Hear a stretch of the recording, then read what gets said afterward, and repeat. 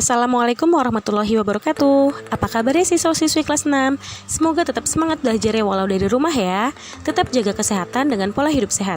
Hari ini kita sudah memasuki subtema 2 ya, hewan sahabatku. Nah, hari ini Miss akan jelaskan tentang perkembangbiakan hewan secara generatif. Perkembangbiakan hewan secara generatif terjadi jika ada pembuahan. Perkembangbiakan hewan secara generatif dilakukan dengan 3 cara, yaitu perkembangbiakan secara bertelur, ovipar, beranak atau melahirkan, vivipar, dan bertelur sekaligus beranak atau melahirkan, ovovivipar. Untuk yang pertama, bertelur atau disebut juga dengan ovipar. Perkembangbiakan hewan secara bertelur disebut ovipar, berasal dari kata ovum yang berarti telur. Pembuahan pada hewan ovipar dibagi dalam 2 kategori, yaitu pembuahan internal dan pembuahan eksternal.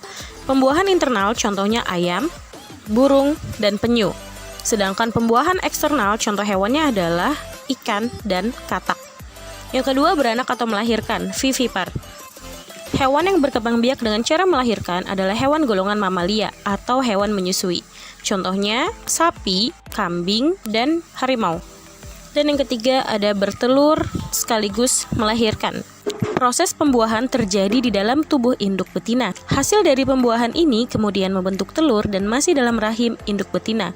Contoh hewannya ada ikan hiu dan beberapa jenis ular dan kadal.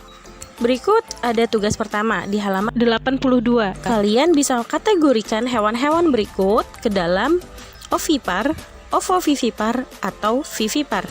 Silahkan dikerjakan ya. Hewan juga termasuk salah satu sumber daya alam yang dapat dimanfaatkan untuk memenuhi kebutuhan manusia.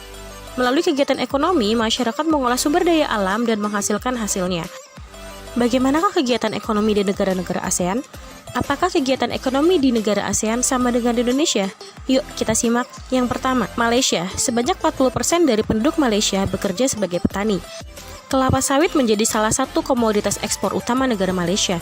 Selain kelapa sawit, komoditas utama ekspor Malaysia lainnya adalah hasil tambang, yaitu timah. Kedua, Singapura. Penduduk Singapura sebagian besar bekerja di bidang perdagangan dan industri. Pelabuhan Singapura menjadi jalur transit barang-barang dari negara-negara di kawasan dunia.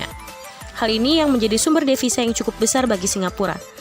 Yang ketiga, Filipina. Mata pencaharian penduduk Filipina sebagian besar adalah bertani. Negara ini dijuluki Home of the Green Revolution, yang berarti rumah revolusi hijau. Selanjutnya, Thailand.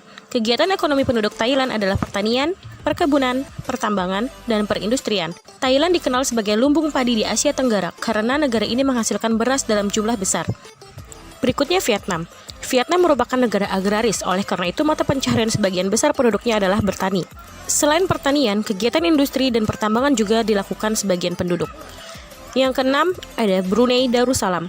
Brunei Darussalam merupakan negara penghasil minyak bumi dan gas alam yang menjadi sumber devisa terbesar negara. Brunei Darussalam termasuk negara di Asia Tenggara yang kaya, dengan pendapatan per kapita penduduknya paling tinggi. Berikutnya, Myanmar. Myanmar adalah negara agraris dengan mata pencaharian sebagian besar penduduknya adalah bertani. Hasil utama pertanian Myanmar adalah padi. Selanjutnya ada Laos. Sebagian besar penduduk Laos bekerja sebagai petani. Hasil utama pertanian Laos adalah padi dan jagung. Yang terakhir ada Kamboja. Kamboja adalah negara agraris. Sebagian besar penduduknya bermata pencaharian sebagai petani. Untuk tugas kedua ada di halaman 88. Kalian bisa menuliskan hasil ekonomi dari kedua negara dan mencari persamaan di antara keduanya. Misalnya, kalian membandingkan antara Malaysia dengan Filipina. Di kolom persamaan menghasilkan hasil tambang, pertanian, industri, dan juga ekspor. Namun, untuk di kolom perbedaan karakternya, nanti bisa tulis nih untuk mata uangnya. Untuk Malaysia, ringgit Malaysia, dan untuk Filipina, peso. Sedangkan, untuk mata pencaharian utamanya, nah di Malaysia sendiri itu merupakan negara dengan penghasil karet terbesar di dunia. Nanti tulis tuh di kolom perbedaan. Malaysia merupakan negara penghasil karet terbesar di dunia. Lalu di Filipina, hasil pertanian utamanya adalah padi dan kelapa.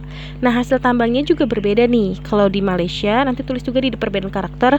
Malaysia penghasilan tambang utamanya timah. Filipina penghasilan tambang utamanya adalah kobalt, tembaga, dan emas. Oke, seperti itu ya, nanti tulis persamaan dan perbedaannya. Nah, tugasnya itu kalian buat 2 tabel seperti ini. Nih, ini kan contohnya Malaysia dengan Filipina. Nanti kalian bisa buat lagi judulnya Thailand dengan Singapura atau Indonesia dengan Brunei. Oke, selamat mengerjakan. Wassalamualaikum warahmatullahi wabarakatuh.